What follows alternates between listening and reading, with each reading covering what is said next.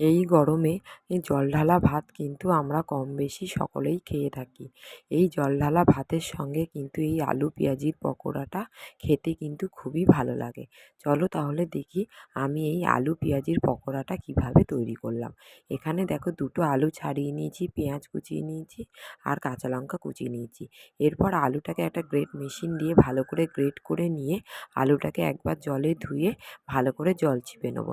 এরপর বাটির মধ্যে গ্রেট করা আলু, পেঁয়াজ কুচি, কাঁচা লঙ্কা কুচি, পরিমাণ মতো নুন, হলুদ গুঁড়ো, লঙ্কার গুঁড়ো আর বেসন দিয়ে সব কিছুকে ভালো করে কিন্তু মাখিয়ে নিচ্ছি। এরপর দেখো কড়াইতে সাদা তেল গরম করতে বসিয়ে দিয়েছি। তেলটা ভালোভাবে গরম হয়ে যাওয়ার পর একে একে পকোড়াগুলো দিয়ে দেবো। দিয়ে ভালো করে এপিঠ ওপিঠ লাল লাল করে ভেজে তুলে নিলেই কিন্তু রেডি হয়ে যাবে আমাদের গরমকালে জলঢালা ভাতের সঙ্গে এই আলু পেঁয়াজির পকোড়া।